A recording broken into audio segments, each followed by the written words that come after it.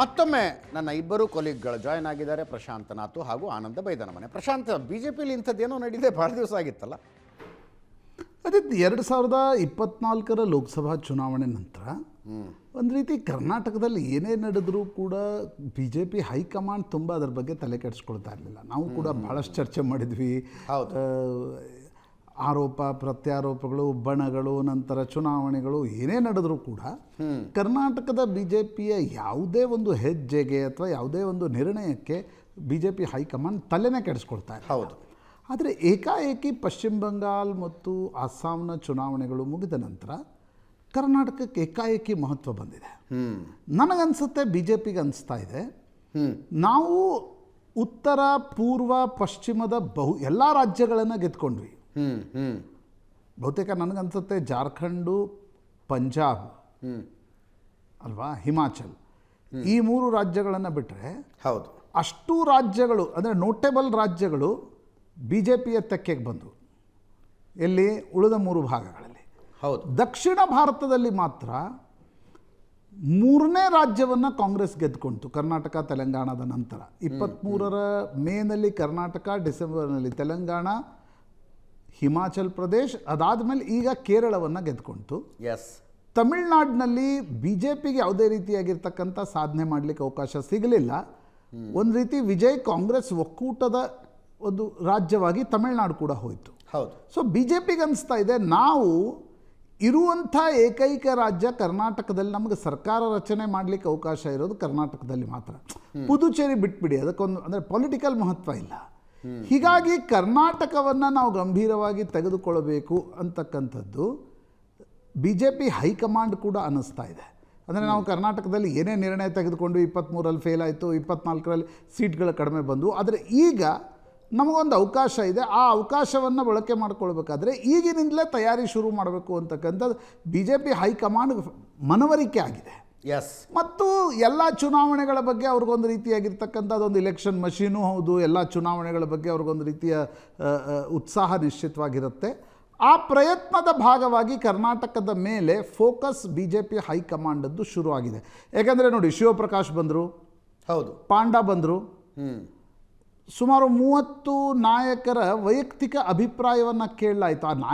ಆ ಕಾರಣಕ್ಕಾಗಿ ಈ ಭೇಟಿ ಇನ್ನೂ ಜಾಸ್ತಿ ಕುತೂಹಲ. ಹಾಂ, ಅದಾದಮೇಲೆ ಬಿ ಜೆ ಪಿಯ ರಾಷ್ಟ್ರೀಯ ಅಧ್ಯಕ್ಷರು ಬರ್ತಾ ಇದ್ದಾರೆ. ಅವರು ಈಗ ಅಮಿತ್ ಶಾ ಬಂದರು, ಚಿತ್ರದುರ್ಗದಲ್ಲಿ ಒಂದು ಕಾರ್ಯಕ್ರಮದಲ್ಲಿ ಮಾತಾಡಿದರು. ಪ್ರಧಾನಮಂತ್ರಿ ಮೋದಿ ಬಂದರು, ಆರ್ಟ್ ಆಫ್ ಲಿವಿಂಗಿಗೆ ಹೋಗಿ ಬಂದರು, ಆದಿಚುಂಚನಗಿರಿಗೆ ಹೋಗಿ ಬಂದರು. ಆ ರೀತಿಯ ಕಾರ್ಯಕ್ರಮಗಳು ಪಬ್ಲಿಕ್ ಔಟ್ರೀಚ್ದಿರ್ಬೋದು. ಹೌದು. ಬಟ್ ನಿತಿನ್ ನಬೀನ್ ಬರ್ತಾ ಇರತಕ್ಕಂಥದ್ದು ನೇರವಾಗಿ ಸಂಘಟನೆಗೆ ಸೇರಿರ್ತಕ್ಕಂಥ ವ್ಯಕ್ತಿಗಳ ಜೊತೆಗೆ 1-to-1 ಇಂಡೋರ್ನಲ್ಲಿ ಅವರ ಅಭಿಪ್ರಾಯವನ್ನು ಕೇಳಲಿಕ್ಕೆ ಬರ್ತಾ ಇದ್ದಾರೆ. ಸೊ ಇದರ ಅರ್ಥ ಏನು? ಕರ್ನಾಟಕದ ಬಿ ಜೆ ಪಿಯ ರಿವ್ಯಾಂಪ್ನ ಗಂಭೀರತೆಯನ್ನು ಬಿ ಜೆ ಪಿ ಹೈಕಮಾಂಡ್ ನಾನು ಅರ್ಥ ಮಾಡ್ಕೊಂಡಿದೆ ಅಂತಲ್ಲ, ಅವ್ರಿಗೆ ಟೈಮ್ ಕೂಡಿ ಬಂದಿದೆ. ಬಿಕಾಸ್ ಎಲ್ಲ ಇಲೆಕ್ಷನ್ಗಳು ಮುಗಿದು 27ರಲ್ಲಿ ಉತ್ತರ ಪ್ರದೇಶ್, ಗುಜರಾತ್, ಪಂಜಾಬ್, 28ರಲ್ಲಿ ಕರ್ನಾಟಕ. ಯಾವತ್ತೂ ಬಿ ಜೆ ಪಿ ಹೈಕಮಾಂಡ್ಗೊಂದು ಅವ್ರ ಸಾಮರ್ಥ್ಯ ಮತ್ತು ಅವ್ರ ದೌರ್ಬಲ್ಯ ಅಂದರೆ they look States as A next election machines. ಹೌದು ಹೌದು. ಆ ಕಾರಣದಿಂದ ಕರ್ನಾಟಕಕ್ಕೊಂದು ಮಹತ್ವ ಬಂದಿದೆ. ನಿತಿನ್ ನಬೀನ್ ಬಂದು ಹೋದ ಮೇಲೆ ಈಗ ಬಿ ಜೆ ಪಿಯ ರಾಜ್ಯಾಧ್ಯಕ್ಷರ ಆಯ್ಕೆ ಮಾಡ್ತೀವಿ ಅಂತಕ್ಕಂಥದ್ದನ್ನು ಸ್ವತಃ ಹೈಕಮಾಂಡ್ ಹೇಳ್ತಾ ಇದೆ. ಅದಕ್ಕೆ ಅಭಿಪ್ರಾಯ ಸಂಗ್ರಹಣೆ ನಡೀತಾ ಇದೆ. ಕೇಂದ್ರೀಯ ಕ್ಯಾಬಿನೆಟ್ನ ರೀಶಫಲ್ನಲ್ಲಿ ಕರ್ನಾಟಕಕ್ಕೆ ಏನು ಅವಕಾಶ ಸಿಗುತ್ತೆ ಅದು ಡಿಸೈಡ್ ಆಗಬೇಕು. ಕೇಂದ್ರೀಯ ಬಿ ಜೆ ಪಿ ಸಂಘಟನೆಯಲ್ಲಿ ಕರ್ನಾಟಕದವ್ರಿಗೆ ಯಾರ್ಯಾರಿಗೆ ಅವಕಾಶ ಸಿಗುತ್ತೆ ಅದು ಡಿಸೈಡ್ ಆಗಬೇಕು. ನಂತರ ರಾಜ್ಯ ಬಿ ಜೆ ಪಿಯ ರಿವ್ಯಾಂಪ್ ಆಗಬೇಕು. ಆ ರಿವ್ಯಾಂಪ್ನ ಆಳ ವಿಸ್ತಾರ ಎಷ್ಟು ಅನ್ನೋದು ಬಹಳ ಮುಖ್ಯ.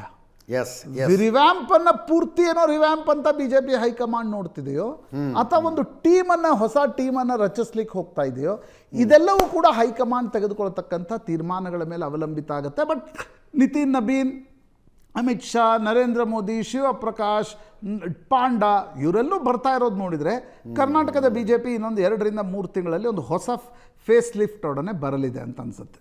ಎಸ್. ಆನಂದ, ಟೈಮಿಂಗೇ ಬಹಳ ಇಂಟ್ರೆಸ್ಟಿಂಗ್ ಇರೋದು.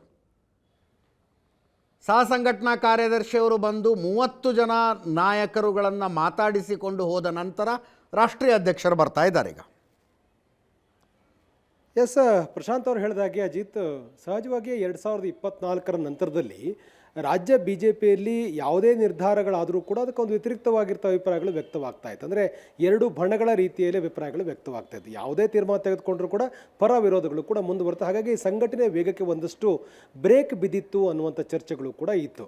ಸಹಜವಾಗಿ ಕೇಂದ್ರದಲ್ಲಿ ಅಂದರೆ ರಾಷ್ಟ್ರೀಯ ಅಧ್ಯಕ್ಷರ ಬದಲಾವಣೆಯ ಕಾರಣಕ್ಕಾಗಿ ಹೊಸ ಅಧ್ಯಕ್ಷರು ಆಗದೇ ಇರುವಂಥ ಕಾರಣಕ್ಕೆ ಕೆಲವೊಂದಷ್ಟು ಪ್ರಮುಖ ತೀರ್ಮಾನಗಳು ತೆಗೆದುಕೊಳ್ಳಿ ಸಾಧ್ಯ ಆಗ್ತಿರಲಿಲ್ಲ ಸಂಘಟನಾತ್ಮಕವಾಗಿ. ಈಗ ಹೊಸ ಅಧ್ಯಕ್ಷರು ಬಂದಿರುವಂಥ ಕಾರಣಕ್ಕಾಗಿ 4 ತಿಂಗಳ ಅವಧಿಯಲ್ಲಿ ಅವರು ಮೊದಲ ಬಾರಿಗೆ ಈಗ ಕರ್ನಾಟಕ ಆಗಮಿಸ್ತಾ ಇದ್ದಾರೆ. ಹಾಗಾಗಿ ನಿತಿನ್ ನಬೀನ್ ಅವರ ರಾಜ್ಯ ಭೇಟಿ ನಿಜವಾಗ್ಲೂ ಕೂಡ ಇಡೀ ಒಂದು BJP ಪಾಳ್ಯದಲ್ಲಿ ಒಂದು ಸಂಚಲನಕ್ಕೆ ಕಾರಣ ಆಗಿದೆ ಅಂದರೂ ಕೂಡ ತಪ್ಪಾಗಲಾರದು. ನಾಳೆ ಅವರು ಯಡಿಯೂರಪ್ಪ ಅವರ ನಿವಾಸಕ್ಕೆ ಹೋಗ್ತಾರೆ. ಅಲ್ಲಿಂದ ನೇರವಾಗಿ ಅವರು BJP ಕಚೇರಿಗೆ ಬರ್ತಾರೆ. BJP ಕಚೇರಿಯಲ್ಲಿ ಶಾಸಕರು, ಸಂಸದರು, ವಿಧಾನ ಸದಸ್ಯರುಗಳು, ರಾಜ್ಯ ಪದಾಧಿಕಾರಿಗಳು, ಫ್ರಂಟ್ಲೈನ್ ಆರ್ಗನೈಸೇಷನ್ ಯಾವ್ಯಾವುದಿದೋ ಅದರ ಅಧ್ಯಕ್ಷರು ಮತ್ತು ಪದಾಧಿಕಾರಿಗಳ ಜೊತೆ ಅವರು ಚರ್ಚೆಯನ್ನು ಮಾಡ್ತಾರೆ. ಬಹಳ ಪ್ರಮುಖವಾಗಿ ಈ ಸರ್ಕಾರದ ರಾಜ್ಯದಲ್ಲಿರ್ತಕ್ಕಂಥ ಸರ್ಕಾರದ ನಮ್ಮ ಹೋರಾಟಗಳು ಹೇಗಿರಬೇಕು ಅಂತಕ್ಕಂಥದ್ರ ಬಗ್ಗೆ ಒಂದು ಅಜೆಂಡಾ ಇಟ್ಕೊಂಡು ನಾಳೆ ಸಭೆ ನಡೀತದೆ, ನಿಗದಿಯಾಗಿದೆ ಅಂತಕ್ಕಂಥ ಮಾಹಿತಿಗಳು ಇದೆ. ಅಂದರೆ ನಾವು ಮುಂದಿನ ದಿನಗಳಲ್ಲಿ ಏನು ತೀರ್ಮಾನವನ್ನು ತೆಗೆದುಕೊಳ್ಬೇಕು, ಹೇಗೆ ಹೋರಾಟಗಳನ್ನು ಮಾಡಬೇಕು, ಸಂಘಟನೆಯಲ್ಲಿ ಇರ್ತಕ್ಕಂಥ ಲೋಪಗಳು ಸರಿಪಡಿಸ್ಕೊಳ್ತಕ್ಕಂಥದ್ದು ಎಲ್ಲದರ ಬಗ್ಗೆಯೂ ಕೂಡ ಒಂದು ವಿಸ್ತಾರವಾಗಿರ್ತಕ್ಕಂಥ ಚರ್ಚೆಗಳಾಗುತ್ತೆ ಅನ್ನುವಂಥ ಮಾಹಿತಿಗಳಿದೆ. ಆ ಕಾರಣಕ್ಕಾಗಿ ನಾಳೆ ಎಲ್ಲರೂ ಕೂಡ BJP ಕಚೇರಿಗೆ ಆಗಮಿಸ್ತಾರೆ. ಅಧ್ಯಕ್ಷರು ಯಾವ ಒಂದು ವಿಚಾರದ ಬಗ್ಗೆ ಅಭಿಪ್ರಾಯಗಳನ್ನು ವ್ಯಕ್ತಪಡಿಸ್ತಾರೆ ಅನ್ನೋದು ಕೂಡ ಬಹಳ ಪ್ರಮುಖ ಆಗುತ್ತೆ. ನಂತರದಲ್ಲಿ ಅವರು ನಾಳೆ ಬೆಂಗಳೂರು ಉತ್ತರ ಪ್ರಶಿಕ್ಷಣಾ ಶಿಬಿರದ ಏನು ಸಮಾರೋಪ ಸಮಾರಂಭದಲ್ಲೂ ಕೂಡ ಭಾಗವಹಿಸ್ತಾರೆ. ನಂತರದಲ್ಲಿ 4:30ಕ್ಕೆ ಅವರು ಕರ್ನಾಟಕದ BJPಯ SIR ಟೀಮ್ ಜೊತೆ ಚರ್ಚೆಯನ್ನು ಮಾಡ್ತಾರೆ. ಕರ್ನಾಟಕದಲ್ಲಿ ಈಗ ಬಹಳ ಗಂಭೀರವಾಗಿ ಚರ್ಚೆ ಆಗ್ತಾ ಇರ್ತಕ್ಕಂಥ SIR ವಿಚಾರ. SIR ಸಂಬಂಧಪಟ್ಟಾಗೆ ಆಡಳಿತಾರೂಢವಾಗಿರ್ತಕ್ಕಂಥ ಕಾಂಗ್ರೆಸ್ ವಿರೋಧನ ವ್ಯಕ್ತಪಡಿಸಿ ಆಯೋಗ, ಸುಪ್ರೀಂ ಕೋರ್ಟ್ ಹೀಗೆ ತಮ್ಮ ಕಾನೂನಾತ್ಮಕವಾಗಿರ್ತಕ್ಕಂಥ ಹೋರಾಟಗಳನ್ನು ಮುಂದುವರಿಸಬೇಕು ಮತ್ತು ತಮ್ಮ ಏನು ಮತಬುಟ್ಟಿಗೆ ಯಾವುದೇ ಕಾರಣಕ್ಕೂ ಧಕ್ಕೆ ಆಗದ ಹಾಗೆ ನೋಡ್ಕೊಳ್ತಕ್ಕಂಥ ಪ್ರಯತ್ನವನ್ನು ಬೇರೆ ಬೇರೆ ರೂಪದಲ್ಲಿ ಅವ್ರು ಮಾಡ್ತಾ ಇದ್ದಾರೆ. ಹಾಗಾಗಿ ಆ್ಯಸ್ ಎ BJP ಯಾವ ತೀರ್ಮಾನ ತೆಗೆದುಕೊಳ್ಬೇಕು, ಹೇಗೆ ನಮ್ಮ ವರ್ಕ್ ಇರಬೇಕು ಅನ್ನೋದ್ರ ಬಗ್ಗೆಯೂ ಕೂಡ ಅವರು SIR ಟೀಮ್ ಜೊತೆ ಚರ್ಚೆಯನ್ನು ಮಾಡ್ತಾರೆ. ಆ ಒಂದು ಸಭೆಗಾಗಿ ಸುಮಾರು 1 ತಾಸಿಗೂ ಹೆಚ್ಚು ಕಾಲ ಅವರು ಸಮಾಲೋಚನೆ ಮಾಡೋರಿದ್ದಾರೆ. ಅಂದರೆ ರೆಸಾರ್ಟಲ್ಲಿ ಅವರು ಚರ್ಚೆಯನ್ನು ಮಾಡ್ತಾರೆ. ಆ ಒಂದು ಪ್ರತಿನಿಧಿಗಳ ಸಭೆಯಲ್ಲಿ ನಡೀತಕ್ಕಂಥ ಚರ್ಚೆ ಬಹಳ ಪ್ರಮುಖವಾಗಿದೆ. ಅಲ್ಲಿ ಯಾವ ರೀತಿಯಾಗಿರ್ತಕ್ಕಂಥ ಇನ್ಸ್ಟ್ರಕ್ಷನ್ ಕೊಡ್ತಾರೆ, ಪಶ್ಚಿಮ ಬಂಗಾಳದಲ್ಲಿ ಮತ್ತು ಅಸ್ಸಾಂನಲ್ಲಿ ಯಾವ ರೀತಿಯಾಗಿರ್ತಕ್ಕಂಥ ಪ್ಲಾನ್ ಆಫ್ ಆ್ಯಕ್ಷನ್ ಮಾಡಲಾಗಿತ್ತು, ಕರ್ನಾಟಕದಲ್ಲಿ ಯಾವ ರೀತಿ ತೀರ್ಮಾನ ತೆಗೆದುಕೊಳ್ಬೇಕು ಅನ್ನೋದು ಕೂಡ ಬಹಳ ಪ್ರಮುಖ ಆಗುತ್ತೆ. ಆದರೆ ಪಶ್ಚಿಮ ಬಂಗಾಳ ಗಡಿಯನ್ನು ಬೇರೆ ದೇಶದೊಂದಿಗೆ ಗಡಿಯನ್ನು ಹೊಂದಿಕೊಂಡಿರ್ತಕ್ಕಂಥ ಹಿನ್ನೆಲೆಯಲ್ಲಿ ಅಲ್ಲಿ ಬಹಳ ಪ್ರಮುಖವಾಗಿರ್ತಕ್ಕಂಥ ಚಟುವಟಿಕೆಯನ್ನು BJP ಮಾಡುತ್ತೆ. ಹೀಗೆ ನಮ್ಮಲ್ಲೂ ಕೂಡ ಬೆಂಗಳೂರಿನಲ್ಲಿ ಇದು ದೊಡ್ಡ ಪ್ರಮಾಣದಲ್ಲಿ SIR ವಿಚಾರದಲ್ಲಿ ಒಂದಷ್ಟು ಕಠಿಣವಾಗಿರ್ತಕ್ಕಂಥ ಕ್ರಮಗಳನ್ನು ತೆಗೆದುಕೊಳ್ಳುವ ಅಗತ್ಯ ಇದೆ ಅನ್ನುವಂಥ ಮಾತನ್ನು BJP ನಾಯಕರು ಹೇಳ್ತಾ ಇದ್ದಾರೆ. ಆ ಕಾರಣಕ್ಕಾಗಿ ಅಂದರೆ ಇತರ ಜಿಲ್ಲೆಗಳಿಗೆ ಹೋಲಿಸಿದ್ರೆ ಬೆಂಗಳೂರಲ್ಲಿ ಬಹಳ ಪ್ರಮುಖವಾದ ತೀರ್ಮಾನಗಳು ತೆಗೆದುಕೊಳ್ಬೇಕಾಗಿದೆ. ಆ ಕಾರಣಕ್ಕಾಗಿ ಬೆಂಗಳೂರಿನ ಪ್ರಮುಖರು ಇರತಕ್ಕಂಥ ಈ SIR ಟೀಮ್ ಇದೆ. ಇಲ್ಲಿ ಸುದೀರ್ಘವಾಗಿರ್ತಕ್ಕಂಥ ಚರ್ಚೆಯನ್ನು ಮಾಡಲಿಕ್ಕೆ ನಬೀನ್ ಅವರು ಹೊರಟಿದ್ದಾರೆ ಮತ್ತು ನಾಳೆ ಯಾವ ರೀತಿಯಾಗಿ ನಿರ್ದೇಶನ ಕೊಡ್ತಾರೆ ಅನ್ನೋದು ಕೂಡ ತೀವ್ರ ಕುತೂಹಲಕ್ಕೆ ಕಾರಣವಾಗಿದೆ. ಜೊತೆಗೆ ಅವರು ಕರ್ನಾಟಕದಲ್ಲಿ ಬಹಳ ಪ್ರಮುಖವಾಗಿ ತಿರುವನಂತಪುರ ಏನು ಪಾಲಿಕೆಯನ್ನು ಗೆದ್ದ ನಂತರದಲ್ಲಿ ಈಗ ಬೆಂಗಳೂರು ಪಾಲಿಕೆ ಮೇಲೆ ಬಹಳ ಇಂಟ್ರೆಸ್ಟನ್ನು BJP ನಾಯಕರು ತೋರ್ತಾ ಇದ್ದಾರೆ. ಯಾಕೆಂತಂದರೆ ಬೆಂಗಳೂರಲ್ಲಿ ಈಗ 5 ಪಾಲಿಕೆಗಳಾಗಿರ್ತಕ್ಕಂಥ ಹಿನ್ನೆಲೆಯಲ್ಲಿ ಈ ಒಂದು ಪಾಲಿಕೆ ಚುನಾವಣೆಯಲ್ಲೂ ಕೂಡ BJP ಗೆಲ್ಲಬೇಕು ಮತ್ತು ಅದೊಂದು ರೀತಿ ಸಂದೇಶ ಆಗಬೇಕು ಇಡೀ ರಾಜ್ಯಕ್ಕೆ. ಹಾಗಾಗಿ ಈ ಪಾಲಿಕೆ ಚುನಾವಣೆಯನ್ನು ಕೂಡ ಪರಿಗಣಿಸಿ ನಾಳೆ ಚರ್ಚೆಯನ್ನು ಮಾಡ್ತಾರೆ ಅಂತಕ್ಕಂಥ ಮಾಹಿತಿಗಳು ಕೂಡ ಇದೆ. ಜೊತೆಗೆ ಅವರು ಸೋಮವಾರ ರಾಜ್ಯ BJPಯ ಪ್ರಮುಖ ನಾಯಕರೊಂದಿಗೆ ಪ್ರತ್ಯೇಕವಾಗಿರ್ತಕ್ಕಂಥ ಸ್ಥಳದಲ್ಲಿ ಪ್ರತ್ಯೇಕವಾಗಿ ಚರ್ಚೆಯನ್ನು ಮಾಡ್ತಾರೆ ಅಂತಕ್ಕಂಥದ್ದು. ಅಂದರೆ ಅದು ರಾಜ್ಯಾಧ್ಯಕ್ಷರ ಆಯ್ಕೆ ಯಾವ್ಯಾವ ನಾಯಕರ ಜೊತೆಗೆ ಅಂತ ಏನಾದ್ರು ಅಂದಾಜಿದೆಯಾ? BJP ಅಧ್ಯಕ್ಷರನ್ನು ಒಳಗೊಂಡಂತೆ ಫ್ರಂಟ್ ಲೈನ್ ಇರತಕ್ಕಂಥ ಎಲ್ಲ ನಾಯಕರೊಂದಿಗೂ ಕೂಡ ಪ್ರಮುಖ ನಾಯಕರು ಚರ್ಚೆ ಮಾಡ್ತಾರೆ ಅಂತಕ್ಕಂಥ ಮಾಹಿತಿ ಇದೆ.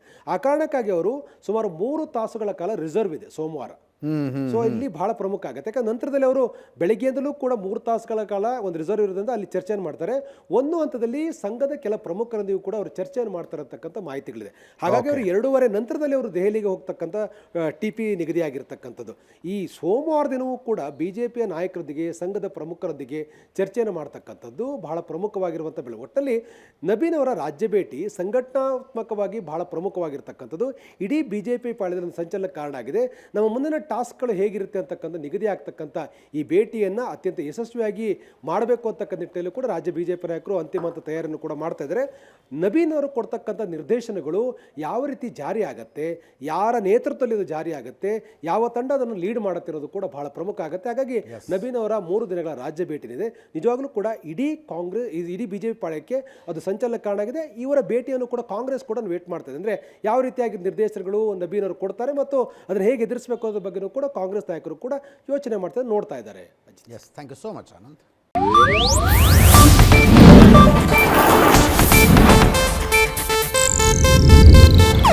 ಇದು ಏಷ್ಯಾನೆಟ್ ನ್ಯೂಸ್ ನೆಟ್ವರ್ಕ್ ಪ್ರಸ್ತುತಿ.